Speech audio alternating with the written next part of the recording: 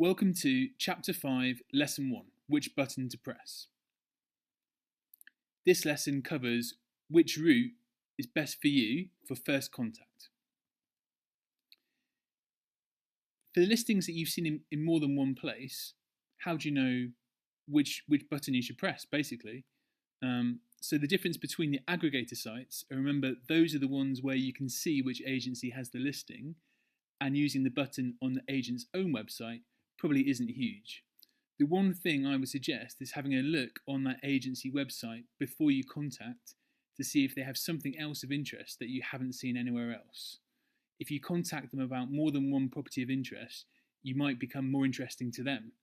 And in that case, I'd probably choose the agency's own website to make contact rather than through whichever other site you saw the property on. For introducer sites, it's a slightly different point and it's a more personal choice.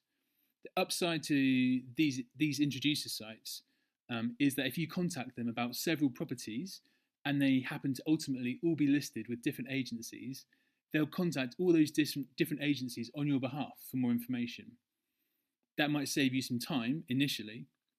The downside is it can take longer as it's not necessarily an automated step like the aggregator sites. That's because usually these sorts of operation make their income by getting a percentage of the agent's fee. That's why they don't show you who the ultimate listing agency is on their website. If you've already registered with the listing agency some other way, they can't then get that fee when they try and introduce you, and sometimes there can be a communication breakdown. You might even see the property listed with multiple agencies at different prices.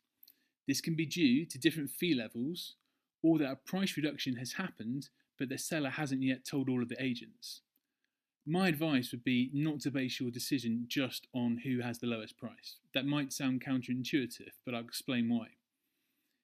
Definitely though, at this point, do take a screenshot of the lowest price.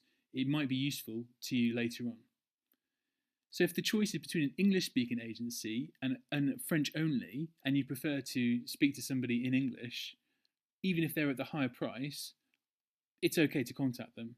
It shouldn't matter in the end. If you feel comfortable and you see it direct with the owner at a lower price, by all means contact the owner. If you do not feel as comfortable and you decide that you want to contact through the agent, again, I would say make sure you have a screenshot of the lower price. You might still be able to use it later on in a negotiation. So, to recap, we've gone through, you should know the process for different types of website and make an informed decision over which button you press. And for multiple listing sites, don't necessarily just pick the lowest price.